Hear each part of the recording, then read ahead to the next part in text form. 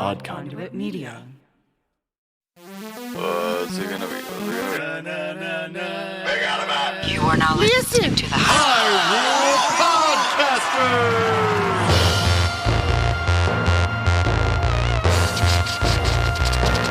Rumble, rumble.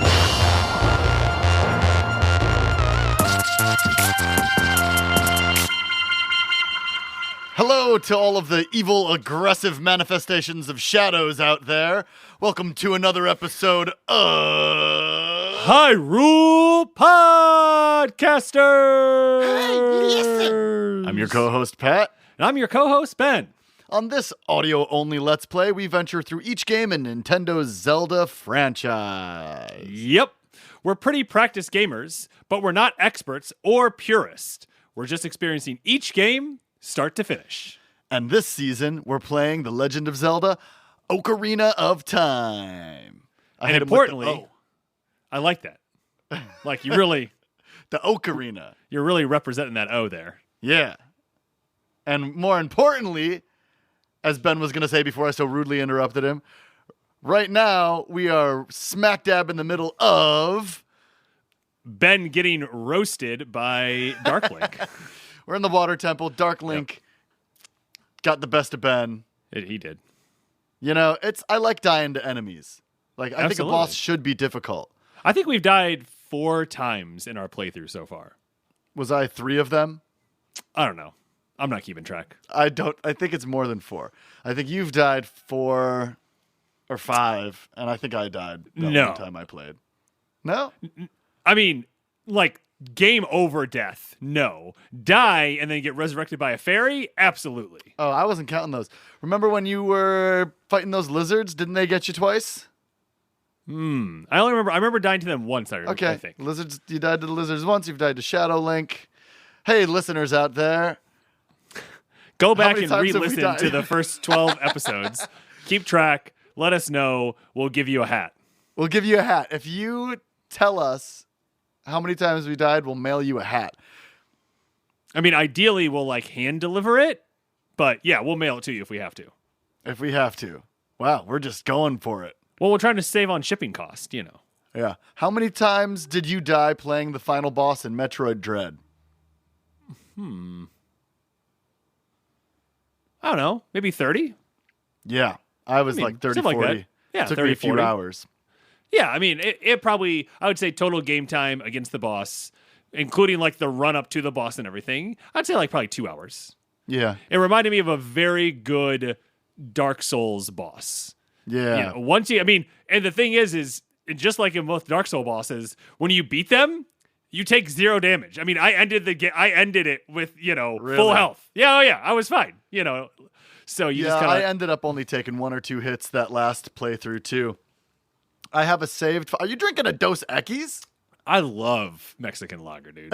Yeah, cervezas. Yeah, so this is a very unusual nighttime for Ben recording of the intro. Oh yeah, that's right. Our normal recording slot is Monday afternoon for both of us, but this is Friday and this comes out on Sunday. Always Friday, on top of it. Comes out on Sunday. We already actually recorded a little peek behind the curtain. Ooh. We recorded the episode you're about to listen to. We do that sometimes. And we come back in after having a full week to talk about stuff in the intro. Why do we do that? On Monday we recorded the gameplay. Right. But the problem is we have an hour and 15 booked. And we just knew we needed to get the gameplay done because that was the time when we definitely had an hour and 15 minutes together. Right. Whereas this is we could pop on for 15 minutes and do this whenever. Yeah. We also have a new setup, which we won't go into crazy technical detail, but Ben is now playing the game on a really big screen on a different computer than he was using, and he finally got his microphone gear so that his microphone doesn't sit in a shoe anymore while we record, and it's on a mic stand. It looks great over there.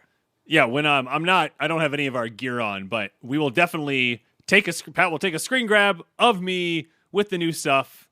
We'll put it on social media. There you go. Here, I'll get in the picture too. There you go.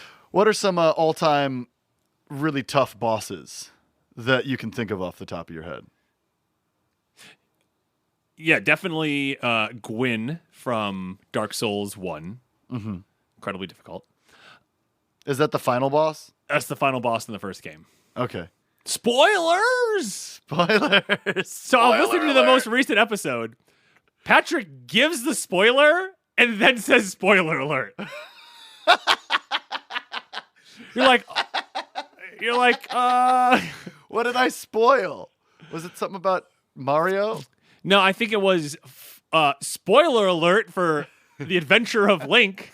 Oh, right. You spoiled that you fight Dark Link in that game. Oh, but you went, yeah, this is just like in Zelda 2 when you fight Dark Link. Spoiler alert! It's a little out of order. My bad. Goodness. So it's you can right. just assume this is just a blanket spoiler alert for all the games we've already played in this podcast. Yeah, I think that's fair. Is that fair? I won't spoil any games that we have played, but this is a blank spoiler alert for all future references to past games that we've played in previous seasons. Absolutely. I remember Sigma being really tough in Mega Man X. Oh, multiple stages, like the final fight. Mm-hmm. Kefka in Final Fantasy VI. And I feel like kind of leveled properly. Yeah. Once you get hit once, something like the confidence is a real thing, you know, like you're going into this boss like, okay, I don't know what's going to happen. Maybe you get a little far and then it gets you the first time and you're like frazzled sometimes. Got to put it down, come back later. Patrick, can you give me your 35 seconds on the Nintendo Direct from this week? I only read the chat while you guys were watching it. Solid. Maybe I should pitch that at you instead. I was actually going to have you do 35 seconds, and then I was going to pitch right back to you and be like, and that was your Zelda Minute. Here we go. Oh, you're just trying to get out of work. You're just trying to get out of work. What did happen in the Nintendo Direct? Is that what you're going to talk about on your Zelda Minute? Is there any Zelda news? There was no Zelda news in there. That was gonna be the funny thing. Like you were gonna be doing it, and there's gonna be no Zelda news, and I was gonna make fun of you next time. Be like, wow, you couldn't even cover anything Zelda in the Zelda news, Patrick. You were like setting me up for a long joke. Too bad I was. didn't know any of the information about the Nintendo Direct. My bad. Ruined Ben's intro shtick. Well, real quick, I am very excited about the Mario Strikers, the new Mario soccer game. They got a brand new Mario soccer game coming? Yeah, I loved that on the GameCube, I think. So much fun. Yeah, that's a really fun one. Yeah, and it's like 4-on-4. Well, it's 5-on-5 with goalies, but 4-on-4, and you can play all 8 people can be in person together. And I'm just like imagining that chaos like downstairs in the movie theater. Can you imagine people playing on that screen? Oh my god, it'd be amazing. Can you play it with your buddies? You can that live across the country too. Well, importantly, you can also make a team of, or like a team or like a club. Oh yeah, club of like 20 people are all in like the club, and then your club plays matches against other clubs and tries to be the best club in the world. No way. Yeah. That's really cool. Yeah. Yeah. So you know who you are out there, Simon, Basil, David. Y'all better buy it, and we're going to do it. Tommy, Robbie. It's going to be great. It's going to be great. And everybody else that I share my family plan for Switch Online with. Oh, yeah. Definitely. Yeah. Hit us up. I'm still trying to get people to buy that Mario Party game. I got a couple holdouts. Such a good game. Working on it. We should play some Mario Party later. How about when we're in person next week after we record in person? That's very exciting. We're going to be recording in person next week. I get the sticks back if everything goes right, and we're going to have a good time. Okay, I'm out of stuff to talk about. Let's do the Zelda Minute. How's that for a segue? This week, Nintendo dropped a Nintendo Direct on us. Even though there was no Zelda news, I just wanted to highlight 3 of my favorite things. The first is that Wii Sports is getting a sequel on the Nintendo Switch. I can't wait to throw my Joy-Con through my television. The next, of course, I already talked about, Mario Strikers, coming with the new Battle League game. That's in June. And lastly is the new Kirby game, which is supposed to look a lot like Breath of the Wild. And and I can't wait to dive into it. And this has been Ben with your Zelda Minute. All right, here we go, starting back up. We are back in the water temple, floating to the top of the water, and Ben climbs up into the temple. Do you see my hearts in magic meter right now? Oh, you have not been watching your magic meter. And Ben is pressing start. He's going straight into the start menu to equip the ocarina. And we're going to go to the fire temple. All right, Ben's down going A, down A, fire temple. right down, right down. Okay. So, last episode, Ben found Dark Link in the water temple, and Dark Link kicked his booty! Kicked my booty. He did not overcome his shadow. It happens sometimes. Happens to the best of us. So Ben's going to go refill a bit and get some stuff. We're back in the Death Mountain crater, and we have to... So that was interesting. So we only have 24 seconds that we can stay in here unless we turn on our or equip our tunic. In Metroid, I love running through the parts of the world that I'm not supposed to be in and trying to get, rocket upgrades and things like that before I have the correct armor to be in a really cold place or a really hot place. And I always die, and I rarely ever get... But sometimes you get that tank, Sometimes you get that upgrade. Yeah. And it's totally worth it. Sometimes, though, I've gotten myself into situations where I have to, go backwards in the game, get a game over or whatever, because I kind of soft lock myself out trying to do stuff like that. And it's hard to do nowadays. Right. I was trying to do that in Metroid Dread, and it's just not designed to be able to jump ahead. I'm excited to watch some speedrunners and some people who have found tricks eventually. Yeah, there's some pretty crazy sequence breaking in that game, is my understanding. What do you mean? Sequence breaking is when you go out of order from what they originally expected you to do. Oh, and there's a bunch of stuff that you can do in that game, huh? Right. Cool. Yeah. Oh, I like that. I like sequence breaking. It sounds like a hip hop term. Sequence some drum breaks. You know what I'm saying? All right, Ben got a fairy. Ben ate a fairy. Oh no! Ben pulled the fairy out of the bottle immediately for some reason and just gave it to himself. I did not mean to do that, everybody. Apologies all around. Apologies all around. All around. Yeah, I'm wondering, do you know, I just came here because I was like, well, where's some place that I can go that I know that I can just pick up fairies? But, I'm sure there are places in the overworld. Yeah, but I'm just not, I just don't know that off the top of my head. Do you know of any? No. Okay. I do not know Hyrule like that in this game, and I do not remember us finding any fairies out in the overworld. Yeah, that's the thing. Yeah, I don't remember finding any either. But I like that you're going off memory instead of just going and picking stuff up. And the water temple definitely got you. You had to look some stuff up. Dark Link beat you. Hard level, yeah. Are you dumping out a Poe? No. And we know you don't dump out Poes. What do you do with them? Oh, you drink them. So you were dumping out some fire. Oh, better get that fairy. Nice. Got one fairy, and the other one's right behind you. Better grab it before it gets you. Okay. I got it. You got the second one. I'm a pro gamer.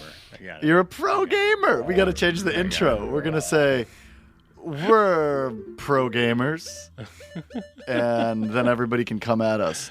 I hesitate to call myself a pro gamer just because I don't want to get flack for not being a pro gamer. And this is the hardest dungeon that we've encountered in this game. Do you think it's harder than the Ice Palace in A Link to the Past? Oh yeah, I don't think that level is that hard. Okay. Do you think it's harder than the City in the Sky and Twilight Princess, which you just played through? Oh no, I played Skyward Sword. Oh, okay. So I guess we can't really compare it to that. Do you think it's harder than the Great Palace in Zelda 2: The Adventure of Link? Well, I mean, remember the Thunderbird? Yeah, that you played. It's not even the temple's final boss. Yeah, that's true. That's true. I mean, that was a really tough level, and aside from the tricky mechanics in that game, that's a really tough one. I don't know. I think it's up there. What else do we got? I mean, Death Mountain in the original Legend of Zelda is a really tough one too. Oh, that's a very that. I think the original Turtle Rock, Death Mountain, whatever it's called, is probably the hardest dungeon, just because there are so many warps that you can do just to go all over the place. Yeah. So you think that one's harder than Water Temple then? Yeah. What about the Sand Ship and Skyward Sword? I actually played that fairly recently, and I think I breezed through that. Okay. So I got this list from Ranker.com of the hardest Zelda dungeons. I was like, you're just pulling these out of your head. I was very impressed. Very impressive, right? I like to lead you on and then give the citation. So for a moment, you think I'm brilliant. You just did the research. I did the research, and doing the research is a good thing. Grad school is a testament to how difficult research can truly be. Okay, so we're back in the water, and we have re-entered the temple. Back in the Water Temple, we got full hearts. We got 2 fairies. We're feeling pretty good. Mm-hmm. Ben's going straight to Dark Link, I'm assuming. Yeah. Oh yeah, straight to Dark Link. Yeah, it's quite a walk though. We got some bad guys. We gotta kill. We got some baddies. Ben's gonna get got by some Tektites. Ben did not refill his magic meter. I didn't know where to do that actually. And Din's Fire seemed to be one of his few attacks that worked against Dark Link. Do you have a strategy for Dark Link this time? I do. Are you gonna tell the listeners at home, or are you gonna? Or are you just gonna go for it? No. If you want to keep it a secret. Listeners at home don't get to know what the secret is. They gotta figure it out themselves. Wow, I think he's gonna end up saying it when he's in the battle. So while we're wandering through the Water Temple, I'll talk a little bit about the genius, the brilliant man, A.G. Aonuma, who designed this temple. He was a big fan of water diving, deep sea diving, and he designed the mechanics in this level around that. Have you ever been scuba-ing? I have never scubaed. Have you scubaed? I have not scubaed. Do you have a desire to scuba? I do have a desire to scuba. I want to do all the water things. Any of the water things. Get closer to the edge and you'll be able to hit it probably. So Ben's back in the room with the waterfall where he's trying to get onto these slowly descending platforms. I would love to scuba. In fact, I was thinking the other day, they got satellites in the sky. Everybody's got a cell phone, camera. Even space is covered in satellites. There's drones, there's airplanes, there's cameras everywhere. But where can't you take your cell phone? Into the depths of the ocean. Underwater. We're not even. I mean, and sure. I know that I'm gonna catch actually my iPhone is waterproof, but your body is not deep sea proof. You will get crushed by the immense pressure down there. So, in order to truly go off the grid, I am gonna start a crowdfund campaign to buy me a submarine. You think it's gonna work? Ooh, I like that. I'll take an old one. I'll take one from World War II. That's fine with me, as long as it works and it comes with a crew of drunken sailors that know what they're doing but take a lot of risks.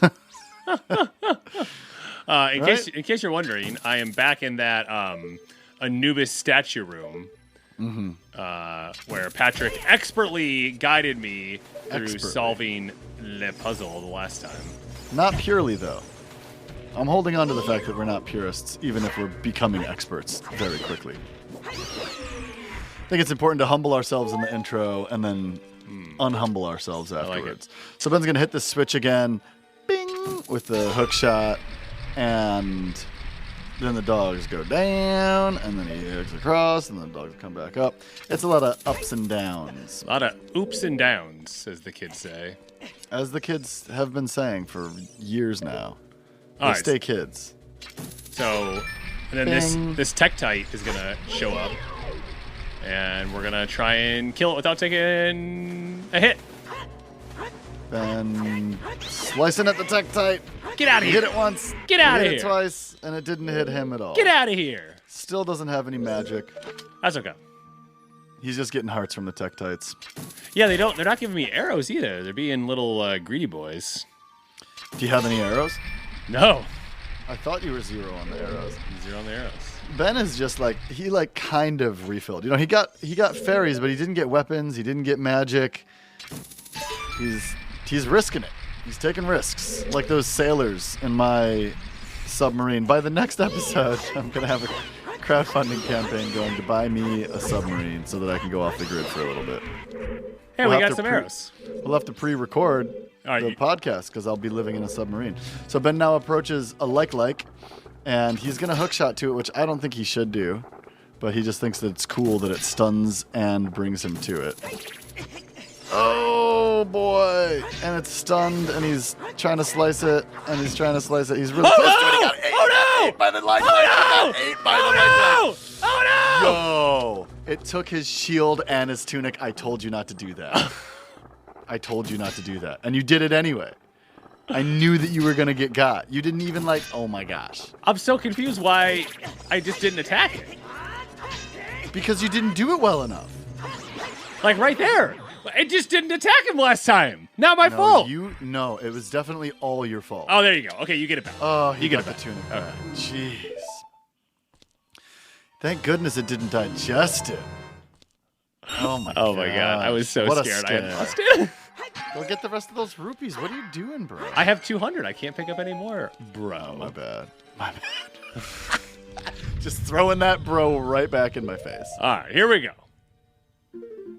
We're back here. We're at Darklink. Face our shadow once again. And Ben is saving. I'm saving. I'm now equipping the shield. And we're going to go old school. We're going to have the green. We're going to rock the green tunic. Okay. Rocking the green tunic. Okay. Here we go. So Ben passes the tree, and his shadow stays. Yeah, it's true. It doesn't exist anymore. It must have just, you must have dropped it off. Oh, no, we still got a tiny bit of a shadow. And there's Dark Link standing right by the tree. Okay, so battle has commenced. And Ben just clink, clink, clink. He can't get a hit in. He cannot get a hit in. Every hit that he takes is given back to him. Got him. Exactly. Okay, he got Dark Link once. And he's crouching. Got him again. He's just going straight for the sword. How are you doing this? And he I logged on to ZeldaDungeon.net, and they told us to you can't lock on. No Z targeting? That's crazy. Yeah. So the technique that they've taught you to use this entire game, the innovative technique on this guy, you can't do. It's like in Star Wars when Link, takes the visor off and uses the Force and blows up the Death Star. Spoiler alert! You got to take away your guidance control. There we go. Got him again. All right. Oh, this is going so much better than it did last time. Oh, except for when Dark Link jumps on your sword and then backflips off of it, which is really cool. Ben's kind of flailing. I would say your fighting technique right now is close to that of a flailer. Is that fair? Yeah, for sure. Well, I mean, I am at least purposely throwing in some magic spins just to try and get it. Yeah, he is doing some magic spins. Clank, clank, clank, spin, clank, clank, clank, spin. Dark Link's doing backflips. Got him again. Dark Link's hitting back. Oh, and Dark Link got hit again. And so when Dark Link gets hit, he goes into the water again. We are in a room where there seem to be no walls. There's just a fog, a glowing mist all around us. Ben got another hit in, and there's a dead tree. Yeah, but I've taken, 5 rubble. hits? Does he take a heart each time he hits me, or does he take a half Ben is 5 hearts down, and Dark Link got hit so again. He takes a half a heart, so he's hit me 10 times. 11 Oh, that was times. it? And there he goes. And he sinks back into the water on the ground that we've been fighting on. Good job. Oh, and now the fog around us clears. It was like we were in the holodeck. And now we are in a room with blue bricks. Yeah, it looks like the rest of the temple. Blue ornaments, and it looks like the rest of the temple all of a sudden. And we approach a chest. I don't know what's in this chest. This is an exciting moment for me. What is it going to be? What is it going to be? Oh, the long shot. The long shot. It's an upgraded hook shot. It extends twice as far. Now that makes sense why there's so many puzzles that you could almost get with the hook shot, but couldn't quite because they were just out of reach. So Ben approaches a tile on the floor that looks like it has a sun. Oh, it's the blue time block. There's a blue time block right here. A blue time block. And so he plays Zelda's Lullaby. And it didn't work, so Ben's going to try again, I assume. Busts that ocarina out. All right, here we go. Is it going to work this time? Oh. Nope, it didn't work this time. Hey, isn't that the same design that's on the Door of Time? Oh, right. You got to play the Song of Time to move to move the time blocks. Not Zelda's Lullaby. Maybe I'll cut that out and use it as a blooper. Maybe not. Who knows? Okay. Right A, down, right A, down. Right A, down, right A. Okay. Okay. This one always reminds me of like some Irish, some Irish or Scottish music. You know what I'm saying? Yeah, absolutely. You were big into the Chieftains when we were kids. There we go. There we go. We had to focus there for a moment. Give you those of you watching on the Patreon feed, you'll see me close my eyes in concentration. Mm-hmm. And everybody else can just imagine. Yep. Or way, you can sign up to be a $5 Patreon and you can see us do this. If you give us $5 a month. Hey, Klapka, be careful! Don't get swallowed by the vortexes. Okay, so we're now in a snake-like room. Snake-like room. So we're going to put our tunic back on, and we're going to put our iron boots back on, and we're going to say... The iron boots! Yeah, give us $5 a month and you can watch us play. I'm not wearing a Zelda shirt today. I usually have a Zelda shirt on. Ben's disappointed. All right, we're going to pop one of these fairy boys. He shook his head. We're going to pop a fairy boy so that we gain hearts back. All right, here we go. And now we're jumping into the water. And there's a waterfall that Ben's going to hop off of. We're kind of making our way with these iron boots through a corridor that's filled with water. Ben's fighting a current, it seems. Oh, yeah. There's some hearts. There's a whirlpool up here. And Ben can't seem to make it up the hill, but he keeps sliding back down. We'll see if he makes it this time. He rolls to the top, and he gets it. And now, at this point, there are whirlpools that suck you in. Don't get sucked in. Don't get sucked in. Oh, Ben's going to get sucked into the whirlpool. He's fighting. He's trying to roll out. He got out. Woo, that was a close one, brother. Oh, hey, there's a gold sculpture. Hey, there's a gold sculpture. Bing! Ben's going to long shot it. It's no longer the hook shot. It's the long shot. Nice. We got a gold sculpture. Ben's going to try to avoid this one. Nice. Rolled right past this whirlpool. Dang, there's 2 whirlpools in a row right here. Can you long shot onto that eyeball over there on the wall beyond these? That would be great if you could. Nope, that's just for shooting with arrows that you don't have to activate a door. Oh boy, Ben's getting sucked in. Ben's getting sucked in. Oh, is he gonna make it out? Oh my gosh! Oh my gosh! Oh my gosh! Oh, he's trying. He's getting pulled toward the water. What happens when you get pulled in all the way? Oh, it just kind of seems like it's annoying. It doesn't even seem like it hurts you. There's not even like a spike in there that's going to mess you up? I don't know. I'm really struggling, though. But Ben, this reminds me of some of the sand enemies, some of those like worm things that suck you into the middle in the previous games. Yeah, for sure. Also reminds me of in Mario 64 in Hazy Maze Cave where the boulders fall down. And you're trying to like hop back onto the ledge, but you're getting sucked into the middle. Dang, Ben is just struggling really, really hard right now to get out of this pit, and he finally did. You should probably get whatever was in those chests. Well, no, I haven't made it across yet. Oh, you made it back. You went the other. Well, yeah, I was just trying to get out. Wow. Oh man, that looked real good. Yeah, you almost did it. You almost did it. I can dive down to the bottom of Lake Stewart. Oh, and Ben died. Well, I kind of wanted to Ben see what happened if sucked you. in Oh, okay. all So they the just way, take you back here. and it brings him back to where we made the hole in the ground with the Song of Time to start this exploration. Oh, I wonder if maybe you're not this supposed to wear. water. What if you're not supposed to wear the corridor. boots? Let's see what happens. Give it a try. Give it a try. So again, this is what it looks like when Ben, doesn't consult a guide for every step of the dungeon. We don't know if we're supposed to use our boots. Maybe we're supposed to swim through it. Who knows? We don't. Ben certainly doesn't. You can tell because he just got sucked in and had to start the puzzle over. So here we are where we were, and Ben swims past it, and it's actually pretty good. Put on your boots now. I'm gonna put on the boots now. Yeah, very good. He presses start, he puts on the boots, he hops up onto a ledge. Hopefully there's arrows. Yes, and there are arrows and a fairy. And Ben has an empty bottle equipped. Got it. And he snatches that fairy. Good work. Thank you. I hope that this podcast... So I'm going to walk over this and see that narrow ledge right here? I'm just going to walk right along this ledge. Walk right along the ledge and hop up onto... Oh, there's one on this side. Ben's getting sucked in. Take off the boots, maybe. I don't know. Okay. Oh, nope, he doesn't get back up. He's getting sucked in backwards. I got it. He got up. Are you going to shoot that eyeball? You just can't. I got to get on this little ledge right here. Oh, right, because you can't use your bow and arrow underwater. Right. Oh, come on. I feel like, he's getting sucked back in. Man, this is tough. This is like...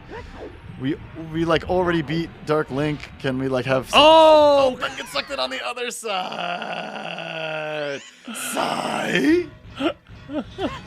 Duh. All right, he's gonna give it another shot. Well, he got the arrows this time, so at least he doesn't have to hop up and get the pots. That's true. Oh, here we go.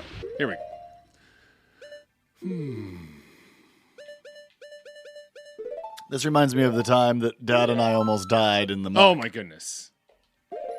Have we told that story on the podcast No, feel yet? free. So, our dad lives on a lake, and near the edge of the lake is some trees, some forest that needs to be maintained by the people that live there. So everybody in the community takes turns trimming the trees and getting rid of some of the more invasive species. That's what it's called. Invasive species of plants. So, you go over there. Dad's like, "Hey, you're in town," and for the record, we were raised to do chores. Every Saturday, we had a long list of weekly chores to do. Every day, we had daily chores. And so, when you visit our father, you're gonna get put to work too. He'll put a rake in your hands. I remember the first time I brought all my rapper friends through on tour. And we had to rake the lawn. Luckily, I was asleep still, so everybody else raked. Anyway, so we go to visit Dad, and we're like having a fun time. And he's like, "Oh, by the way, suit up. We're gonna go cut some invasive species." So we go over to the edge of the lake. We have some fun times, choppity chop chop. And Dad's like, "Hey, let's go to the edge where the like reedy, muddy section meets the lake." So, my dad's up front, and we're sneaking over. Ben finally got up onto this ledge, by the way. That giant sigh you heard from Ben. The bow. And he's going to aim at the eyeball. And he's going to shoot the eyeball. And the eyeball closes upon being shot, and a door opens. And we have to now swim across. Oh, Ben's going to hook shot to the chest. Very good. And there's a small chest that probably has a small key. There we go. And he made it just before the door shut. It was a timed door. So here we are in a new room. That kind of looks like a room we've been in. This is the room we've been in, yeah. Oh, with the whirly swirls. So this is the room where we go around in a circle, and Ben had to like time it to go through this door. And we also there's this big dragon with a switch in its mouth that Ben, not like a Nintendo Switch, but I wonder if Dr. Dre has ever played this level. He always raps about hitting switches. You proud of that? So my dad's out in front of me, and I'm right behind him, and Ben's a little bit behind us. He's not so sure this is a great idea. And my dad takes a few steps too far toward the lake in this like reedy patch of wilderness.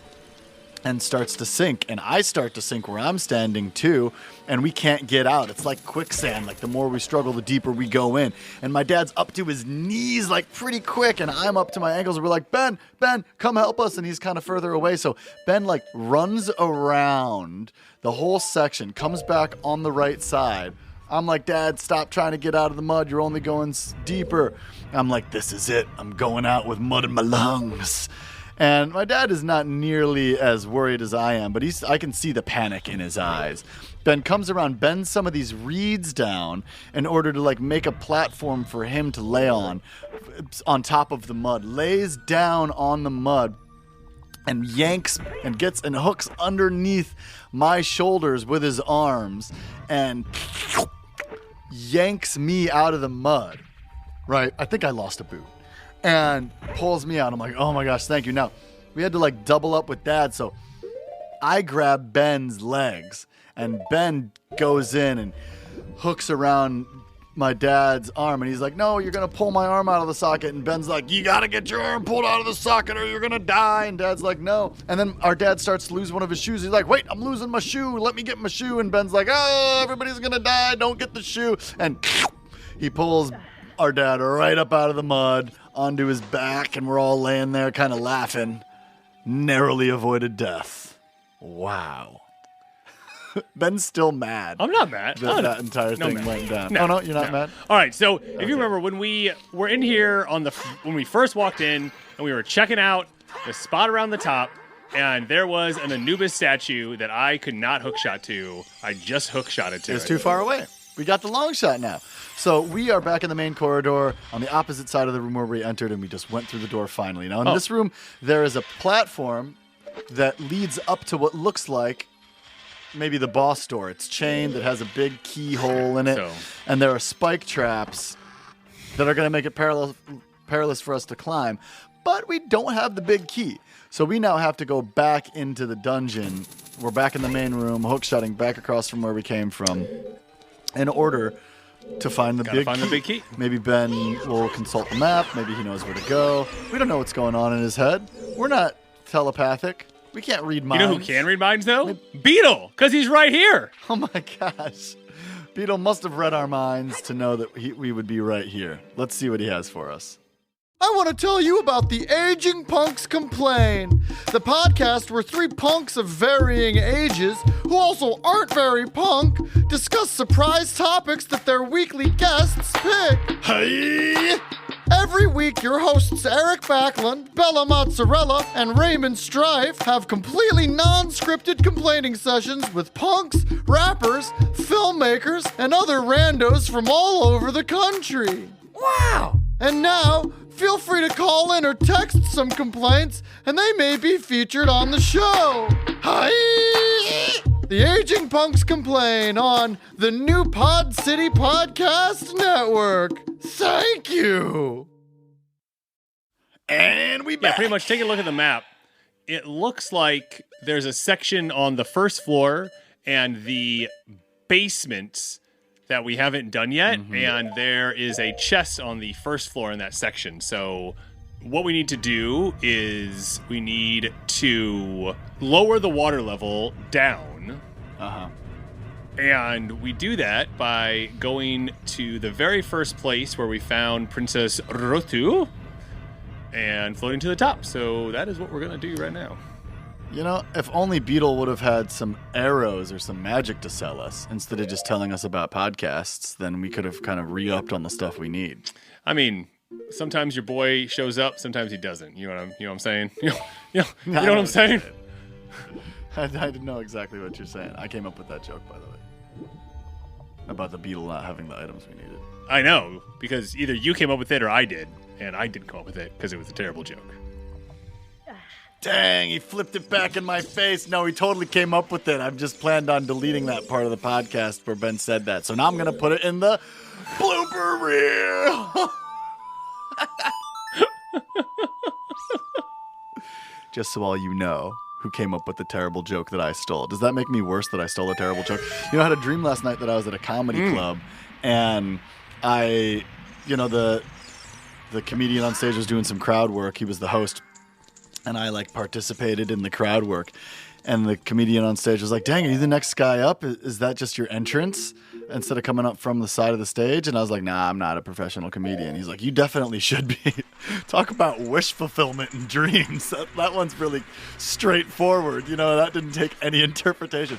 He was like, this guy's incredible. Somebody give him a drink. And some woman was like, I haven't even touched my drink yet here. And she just handed me my drink based on the strength of my involvement in the crowd work the comedian was doing. Wow. All right. Wow. So we're back on the first floor, northmost section. This was a spot that we had visited at least once or twice and were unable to cross. So we are now in a brand new room. Yeah, so there are 6 Tektites and some boulders that fall into the water. The Tektites apparently can walk on water. I didn't know they could walk on water. They've been walking on water the whole time. I'm just not paying any attention. I feel like they... Oh, yeah, you're right. They just can't walk on air. They, like, only fall when the dungeon is dry, not when it's full of water. So Ben is hook-shotting. He used arrows to take out the first Tektite, but now he's like, you know what, I got the long shot. So he hook-shot and arrowed. He missed. Thank you, Patrick. His third shot. Everybody knows that I missed. And Tektites came coming out. I mean, it was kind of important. He missed again. He's wasting arrows. He's only got 7 left now. And he's jumping into the water and pausing mid-jump to equip the iron boots. I love pausing mid-jump to equip the iron boots. It's a lot of fun. It's like pausing in Mega Man when you're jumping. It's like jumping through the door in Mega Man. So your jump animation is kind of fixed. Right? Kind of like that. All right, so Ben is now getting these Tektites from underwater with the long shot, which looks kind of fun. Getting them in their bellies. There's a boulder rolling around. Ben doesn't really need to dodge it because it's pretty much on one course that Ben isn't interested in going in that path quite yet. Ben's now walking around the water looking for the Tektites. He's directly under. Oh, the skiddly little scrappy legs. Kind of freaks me out. And they are kind of like right above me, aren't they? Not doing a great job. So you can see their shadows if you... Oh, I'm not... So I can't kill them underwater with a hookshot. I can only stun them. Oh. Ben's just screwing around, which is fun. It's fun to horse around. There we go. Okay. I don't know if that's what I was supposed to do to get across that room, but that's what we did. So you want to explain to the good folks why I kill all these Tektites, what I just did, Patrick? Oh, man, he's slicing 3 at a time. He's dicing 3 at a time. He just killed 4 Tektites without taking any damage. Yeah, so he made his way across the room, dodged the boulders, and instead of like using what seemed to be little platforms that pull him up, he just unequipped the iron boots and floated up to the top and crawled back onto the opposite side of the room and went through a door. Now we're in a room, and below us are... I don't even know what those are down there. Those spike traps in the water? Oh, no, those are those clam things, aren't they're they? Stingers. We've seen them before. Okay, so Ben's going to try to kill these like manta ray, stingray-looking things in the water from afar because he's afraid to get close to him because he's a little scaredy cat. And shots fired. And he's doing an okay job. Since he's using the hook shot, it doesn't matter that he keeps missing because you can't waste the hook shot. If he was using arrows, I'd definitely tell everybody that he missed about 7 times every time he killed one of them. So he jumps back into the... Man, the next time that I have the sticks, you're just going to tell everybody all the mistakes I make, aren't you? I love the way that manta rays look. Yeah. Oh my gosh. You see them in the water sometimes. All right, so there's a switch down here that I'm going to depress. Mm-hmm. And up. It comes back up when he stops standing on it. So apparently we're going to have to like put something on the switch to keep it still. Absolutely. Or this is a timed thing. We don't quite know yet. But we'll figure it out. But regardless, we're here and we're ready to do this. So Ben unequips the iron boots and he's floating to the top of the water. Oh, it made the water level really high. It made the water level really high. Is there a bombable wall off to the right there? Haha, I found a bombable wall. So hopefully there's a block that we can pull out of a nook in behind this bombable wall. Ben's in the start menu. He equips the bombs. He has 20 bombs, one of his few items that he has fully stocked. He crouches down and puts the shield in front of himself to shield him from the blast. And here we go. We find a block to move. We're going to pull it backwards as far as we can. and we can't pull it back far enough to get it. So now we're like, what are we We're going gonna to push it now and see how far it goes. Back forward. We're pushing it back forward, and it's going, and it's going, and it's going, and we pushing. Push it. Push it good. Push it. Push it real good. It doesn't look like that works, and I don't think that what I just did, the quacking noises, had anything to do with the song I was playing. Remember when we were in, maybe there's a bombable wall across from you, too, and you can push it from that direction as well. So remember listening to Hot 97 in Northeast Ohio when we were kids? When that song, Push It, was popular? I remember going to school one day, or waking up and turning Patrick, on my you're so clock smart. radio. Aha! 2 bombable walls that I found. And that was cool because one was like obviously marked and the other one was not. And like that's good puzzle design. That's good puzzle design. Very good puzzle design. So I was listening to the radio and the normal DJ wasn't on, and he said, "Hey, I'm substituting in for your normal DJ today because he is at the hospital and his wife is giving birth right now. So this one's for the DJ." I don't remember the guy's name. And he played Push It because she was giving birth. That's really funny. It's always stuck with me. That was something really funny that DJ did when he was a substitute DJ. Was it like, was he substituting for Action Jackson? Was that the DJ on Hot 97? I mean, I don't know if it was on Hot 97. I can clearly remember, though, Action Jackson as being like one of the DJs on one of the DJs radios that we listened to. Sure, yeah, let's just say it was. It. Shout out to Action Jackson. Okay, so shout out to Action Jackson. So we've pulled the block out. Ben now has to go all the way back around to through the other bombed wall to now push it down onto the switch, and then it looks like we'll be able to raise the water level more permanently in this room and perhaps access a higher point, and that will take us somewhere new, hopefully, and we'll find this boss key and get this dungeon taken care of. Yeah, All right. Did you see some of the comments in Discord about when people saw that this was a part 1? I didn't know. Yeah, I haven't checked Discord yet this weekend. Oh, we got a door lock incredible. behind us. I'm pulling the sword out. Uh-oh. He's pulling out the sword. I see some Tektites across the way. Oh, Ben's going to try to use the hook shot to get him. Nice. He nabbed one of them. He didn't quite get the other one. I don't think that there's enough range in this, even the long shot. But the Tektite that he did get is hopping mad, quite literally.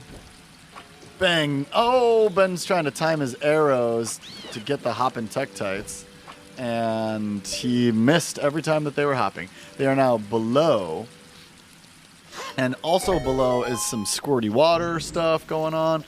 There is a door that Ben now can access by hopping over these pillars of water that form, and he gets across in time. I assume that was a timed puzzle. I also assumed it was a time puzzle. Oh! And hey, here's now the... we are in a room with boulders. All right, so we're going to put back on our iron boots.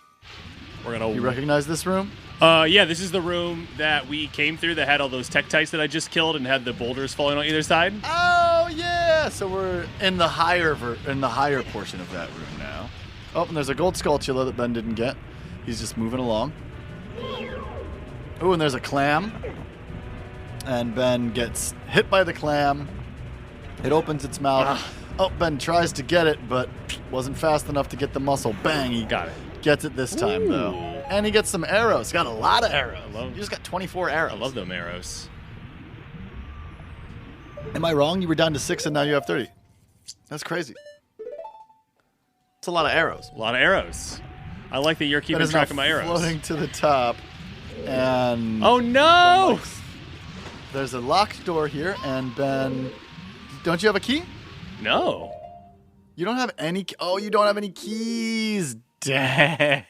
Oh, man. So we're going to go have to what is that one? Have to go find a small chest. Dang. What did we... Well, no, because... Oh, man. I thought I looked at this right. What is that Ben's one? back studying the map. just completely astonished that he missed a small treasure chest. Are you going to warp back to the beginning of the dungeon? What do you think? Ben's thinking now. He's got his thinking face on. He's moving his mustache around. No, I'm not. I'm going. You're gonna swim over there? You're not gonna warp? Can we warp to the beginning of the dungeon in this game? I don't know, but I do know. But you can hear the pain in Ben's voice. We are playing this dungeon for you, so that you don't have to go through the excruciating pain of playing the Water Temple. You are listening to the Hyrule Podcasters right now as a service to you, so that you don't have to face these challenges on your own. And if you do decide, then we have primed you. Am I talking up the podcast too much? No, it's great. Talk it up. I mean, then we have primed you for the disappointment and the confusion that you're going to face in this temple if you decide to do it with minimal guidance from a game guide. Shout out to ZeldaDungeons.net. Shout out to the. Remember how we used to have to buy the unofficial guides? Oh, the Prima unofficial guides?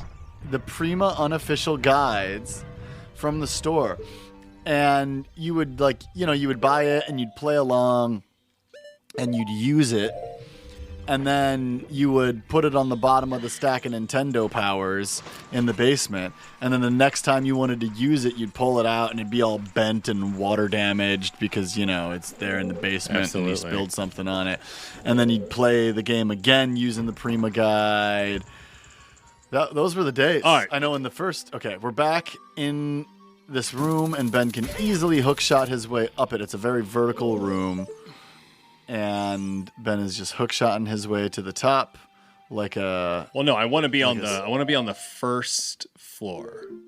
Oh, Ben wants to be on the first floor, so he's hookshotting his way to the first floor. I'm on the right floor now. Okay. And he's gonna go. I guess the question is, oh man, I just don't know if I should raise the water level or not. That's the question in the Water Temple that everybody has. Well, it's the big question. Yeah, let's see how far we can get without raising the water. So we got to go. You remember this? Remember this guy right here? Yeah. So there's a eyeball that Ben shoots, and it raises a gate. That earlier we couldn't hookshot far enough. And Ben will release the hookshot, get through the gate right as it closes. In fact, it closed on him, but he managed to get through it anyway. Very close call there. Definitely a time. So now we're in a corridor, and there is a block blocking our way that we put here earlier. Oh, yeah. Remember when we moved that earlier? Mm-hmm. And that... Okay, that wasn't bad at all. And so now he kicks this chest, and I hope that it's a key and not rupees. Okay, it is a small key. That would have been kind of a bummer. Yeah. Okay, cool. A couple hearts and a couple pots. And now we're going to make our way back to where we were now that we have the small key. Yeah, I was, and I got to say, I don't know how to do that. I don't know that we could have done anything differently, in all honesty. Nah. I mean, we kind of had to go. I saw 2 chests, and I kind of had to pick one to go to. You know what I mean? Mm-hmm. Yeah, and you made the right choice. What do you think's in the other chest? The boss key. Oh, yeah, of course, the boss key. Yeah. So... we haven't really gotten into the whole mythology and the official Zelda timeline yet. Just because we haven't really played enough games to make it make sense. I think that once Ocarina is done, we can really start to put the pieces together because this game is the pivotal moment in the Zelda timeline. Absolutely. That kind of shoots the realities off in different directions. But I will say that while the Zelda timeline may haunt many players for the rest of their lives because of its needless complexity, there's at least its connections to games like Wind Waker and the Twilight Princess are relatively simple, as they lie close to the Ocarina of Time on the timeline, and we're always meant to have connections to it. Twilight Princess is much more blatant about its nods to Ocarina, as seen with the first 3 dungeons being themed exactly the same with the forest, mountain, and water. Instead of Jabu Jabu's belly, however, the Lakebed Temple bears a striking resemblance to the Water Temple, both in layout, puzzles, and appearance, making it likely that it is the same location. Oh, really? They both are underneath Lake Hylia. All right, so Ben just ran by all 6 Tektites. He's not trying to play that game Tanked a little damage, but he's not trying to slice and dice. So these facts are coming from thegamer.com this week. Also, there's a lot of design regrets from AG Aonuma. He stated in an interview that the reception of the Water Temple has stuck with him quite harshly. And again, it's one of the reasons that he wanted to make the version for the 3DS. So if you are like kind of waffling back and forth, do I want to do the 3DS? Do I want to do it on the Switch? If you have both of them like I do, you might want to do it on the 3DS just based on the fact that he got to go back in and tinker with this dungeon just a little bit. I think the 3DS version is definitely like the definitive edition, is what most people would say. Yeah, the director's cut, perhaps. It's just a bummer that you got to play it on such a small screen. I'm totally spoiled with this Switch. And do you see yourself getting an OLED Switch in the future? So I don't think he listens to this podcast, so I don't think it's going to be a spoiler. But one of my best friends, Danny, we went to college together, and we played video games all the time together. Well, his daughter Maeve is like 3 or 4. She's like right at that age where like she should be playing video games. Get those sticks in her hands. Yeah. So when I think I'm gonna get to see them in April, and I'm going to give them my old Switch, and I'm going to get the new Switch. Well, I hope he doesn't listen to the podcast. I don't think because then his gift was just spoiled. I know. But if you do listen to the podcast and your gift was spoiled, then you have the gift of the podcast. That's true. That's true. What's up, Danny? All right, here we go. We got this big old blue and yellow chest, and we're popping it open, and we're pulling out the boss key. The boss-key walski peasky whiskey. By the way, if you don't know what I'm talking about when I say yowski wowski peasky whiskey in reference to the boss key, you know what I'm saying? You know what I'm talking about, right, man? I'm trying to get this fairy doesn't want. This fairy does not. Wow. I definitely ran by it at least like 4 times. But apparently didn't run by it good enough. That is an Outcast reference. There we go. Yowski wowski peasky whiskey. All aboard the Stankonia Express, the Underground Smell Road. Everybody's looking for an excuse to let loose. What's your locomotive? Humble as a mumble in the jungles of septum screams. You know Stankonia, the song with Erykah Badu? Sure. That's what I'm referencing. Outcast makes incredible music. I guess made incredible music. They haven't made any music together since Idlewild. We went and saw that movie together. Dude, that was an amazing experience. I loved every moment. That was an amazing experience. Patrick and I Idlewild definitely bonded over Outcast growing up. So. Yes, we did. The Love Below came out. Shout out to Patron Tommy Y.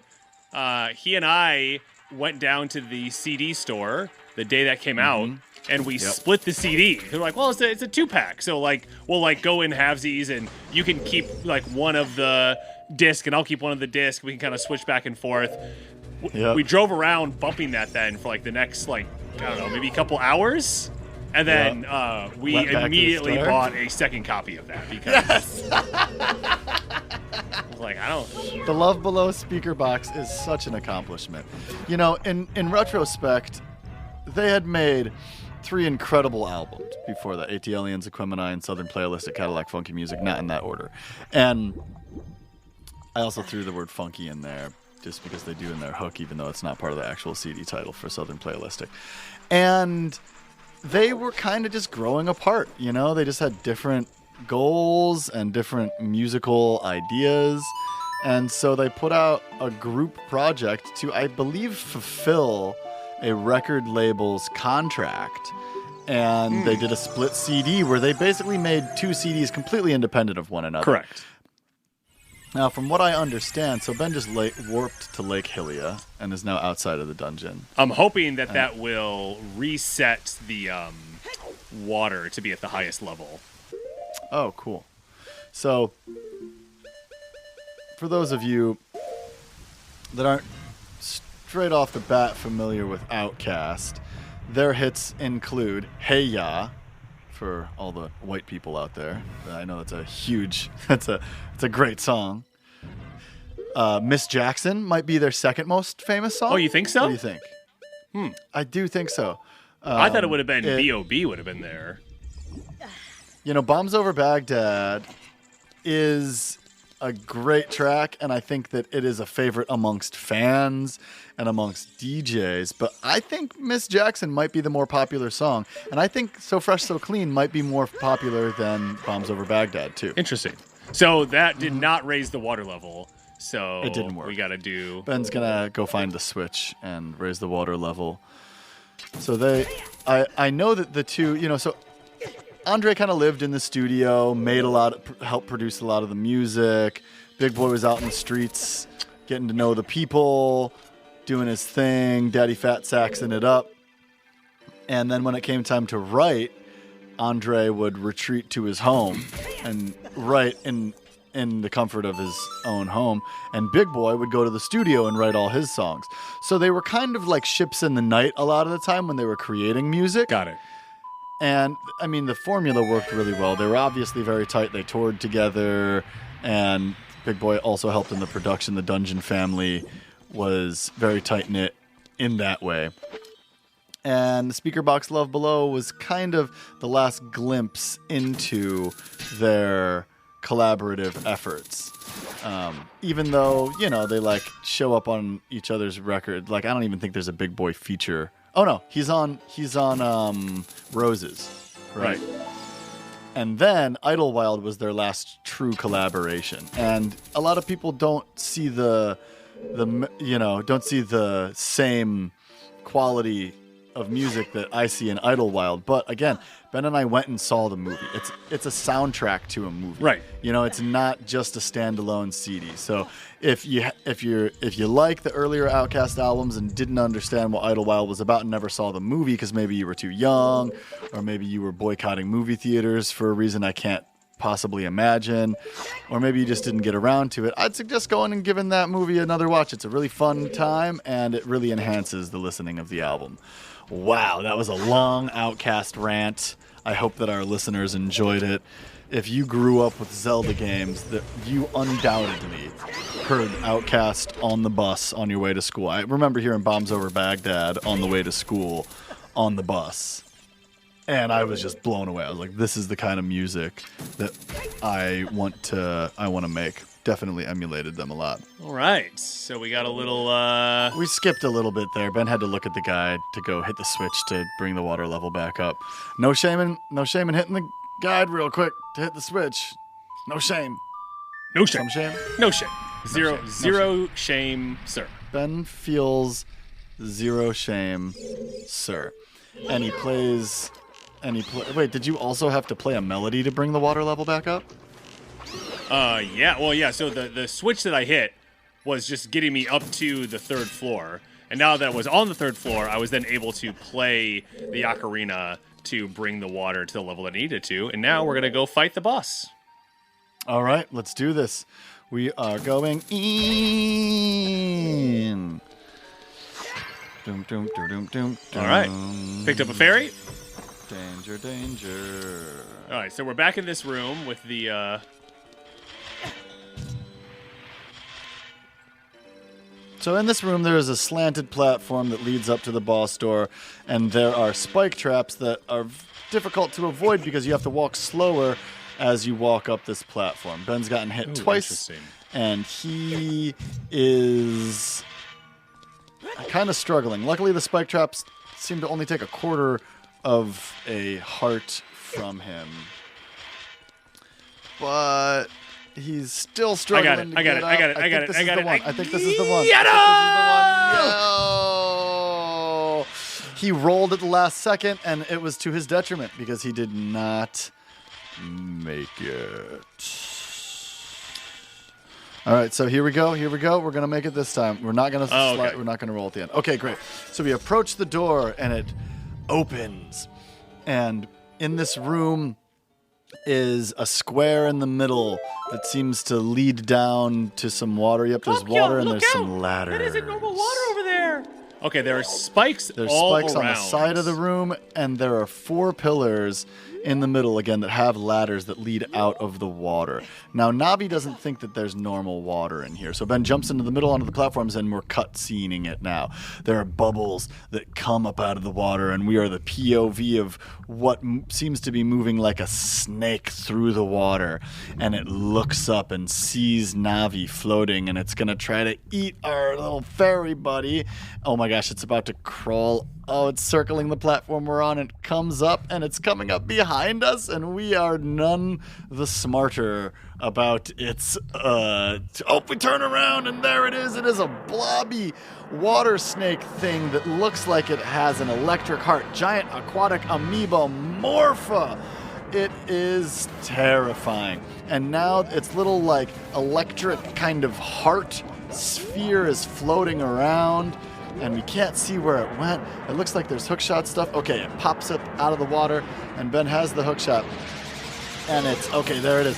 Ben's going to try to hookshot onto the little amorphous blob that is its heart. And he's trying to hookshot it over to him so he can slice it, but he's not successful. He's in the water. He crawls up onto a pillar. Where'd it go? And he's looking for it. He doesn't know where it is. He just has to stand there. Oh, there it is. And he's Z-targeted onto it, but it's swirling. It's swirling. Again, he's trying to hookshot it to bring it over to him so he can maybe slice it. In the meantime, the long, goopy blue amorphous being tries to smack Ben in the face. And Ben just cannot seem to get a grip, so he jumps into the water with his sword in an impatient, belligerent attempt to slice it, and instead just goes into the water. Oh no! It's choking me! It's choking! Oh, pick me up! Being wrapped up and thrown into the air like an anaconda, and he's waving Ben around, and Ben is losing hearts, and it slams Ben against the spikes on the side of the wall. Across the entire room.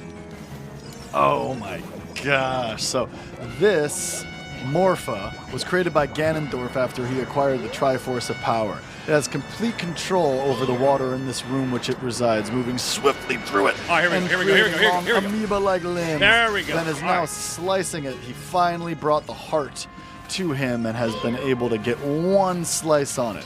Morpha itself is not the transparent muscle-like tentacle as its official Ocarina of Time artwork suggests, but the vulnerable red nucleus often safeguarded under the muck. All right, so see, when it comes to attack you, you got to run away. Okay, so you run from it when it comes to attack, and then when it's kind of like laid out after it's kind of flopped onto you, then you can try to get the heart out of the nucleus out of it. So Ben got another slice in. He's carving it up. It's not happy. It's bouncing around. It's tough because, and he got it back onto the platform again. It's tough because he often brings it to him, but it falls short of the platform. And he got another one. Oh, we got a good thing right here. It is just exposed and hopping, and Ben gets another one and another one. Ben is definitely winning this battle, I'm going to say. He still has a few fairies. What do you got? 3 fairies left? 2, yeah. All right, so we're going to jump to a new platform. Got 2 fairies left. Jump to a new platform. Wait for it to strike. The large water tentacle is in attack position, but Ben steals the nucleus before it can get it. This is such a gross creature. It makes me want sushi. So Ben gets the nucleus again, and he slices it. How many chops does this thing take? And it is blobbing. It's blobbing in the middle of the room, and poof, turns into nothingness. Now this big tentacle is whirling around. It's from the floor to the ceiling.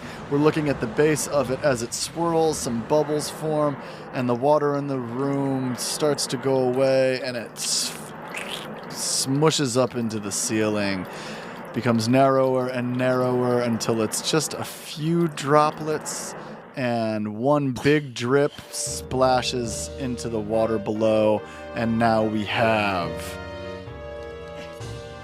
the ability to walk into the sacred realm to meet another sage. We pick up... You got a heart container. A heart container. And here we go. We are trapped in a crystal, and the background fades to black. We spin around in a little circle. Fade to gray. Chamber of the Sages. Here we are. Circling around. We are let onto our feet gently So this is our fourth sage. Fourth sage. And up rises. Oh, look who it is! It's Princess Ruto. Who would have thought? Clock Q. I would have expected no less from the man I chose to be my husband. That's me. Zora's domain and its people will eventually return to their original state. That's great news. I love to hear it. As a reward, I grant my eternal love to you. Oh. Well, that's what I want to say, but I don't think I can offer that now. Oh no. I have to guard the water temple as the sage of water. And you? Me? You're searching for the Princess Zelda? Ha! Yeah. You can't hide anything from me. Princess Zelda, she's alive. I can sense it, so don't be scared. That's very encouraging. I can tell that nothing will stop you in your quest for justice and peace. You must take this medallion. Oh, thanks. Take it respectfully. Okay. And she raises her hand to the sky and calls down the aqua water medallion. It's pretty cool. I like the way it looks. It's aqua colored. You receive the water medallion. Ruto awakens as a sage and adds her power to yours. Nice. And we don't have to get married to her now because... If you see Sheik, please give him my thanks, okay? And maybe we don't have to get married because she's a sage now and probably can't get married. Oh, the water level rises. So now we're looking at Lake Hylia, and the water level in Lake Hylia raises above. Oh, look And there's at this. Sheik. And we see Sheik. As the water rises, the evil is vanishing from the lake. Clap Q. Yeah. You did it. Hey. Sheik is standing there as we appear outside of the water temple. We're shocked and we run over to Sheik. Did Ruto want to thank me? Yep. I see. Mm-hmm. We have to return peace to Hyrule for her sake too, don't we? We definitely do. I mean, and for all of the fish people. Look at that, Clop Q. What am I looking at? Together, you and Princess Ruto destroyed the evil monster. Oh, yeah, we did it. Once again, the lake is filled with pure water. Ah, finally. That water was nasty. All is as it was here. And we see a beautiful lake with a little sun flare, and it shows us around the lake, and everything looks really cool now. We approach Sheik, and we both look out onto the lake, which we have together helped save. And it cuts back and forth between Clop Q and Sheik backs up, and poof is gone. Again, Batman'd us. We run around, we look around. Sheik looks we see him up on top of the tree. Did you see that? And he dives off the tree into the water. Up top of the tree and into the water, and is gone. Must have some Zorotunic skills too, because breath holding isn't easy. We're back. All right, we got to go do this thing. Remember, Wow. we read this. When water fills the lake, shoot for the morning light. Shoot for the morning light. Wow, what a temple! And we're gonna shoot up at the sun. And I don't think that that's the morning light. I think that maybe we should make it morning again with our song of time, or whatever, the sunshine song. You remember it? So again, there's a placard outside of the temple that says for us to shoot the But the lake sun. wasn't filled last time, so we couldn't do it. Yeah. All right, so now we have made it dawn again. Now it's you nighttime. made it nighttime? Okay, and now we will make it daytime again. And then we will shoot for the morning sun and see what happens. All right, here it goes. And we're shooting for the morning sun. Oh, and we got the special noise, so we know we did something right. For once in our lives. Ooh. And there is a very special looking arrow that has like a red jewel on the end of it that appears across the lake from us. So we jump into the water and we're going to swim over there and see what this cool looking arrow is all about. But before we grab it, We get up onto the platform. we'll see you next week. No, I'm just messing. You're just messing? Oh, I'm that just- would I have was been a just good messing. cliffhanger. Hey, you got the fire arrow. Set it to sea and your arrows will be powered up. if you hit your target, it will catch fire. Wow, and that's just from now on? So if we go over here to the item subscreen, we now have these fire arrows. So we're going to flick it. And now we can light stuff on fire, and it glows. Ben's got a fire lock. Wow, that looks really cool. Arrow locked and loaded, really you shoot it, and it kind of explodes. Man, so not only did we get the long shot. And we utilized the iron boots. And you only used the guide like 4 times in that. Yeah, not too bad. You got done in by Dark Link, but Just I think once. it was kind of good. Yeah, we ended that last episode kind of dark, and then we came back, not to make a pun, and hit it real good. And you made light work of that boss. Oh, thank you. It didn't stand a chance. And then it turns out we don't have to get married. That's really good, because we didn't want to do that in the first place. Not right now, at least. And now we have fire arrows. We have fire arrows. Pretty cool. I think that was a great, successful water temple run. And we have gotten over the most intimidating hump in this game at this point, I think. Absolutely. So, next episode, we're going to go do some stuff. I don't know what it is. Ben probably knows what it is. Do you know what it is? Let us know. And we'll see you next week on another episode of Hyrule Podcasters. Pat will have the sticks next week. Woo! Oh, yeah. Is that facts? Is that facts? We're going to try real hard. We're going to be together. Bye, everybody.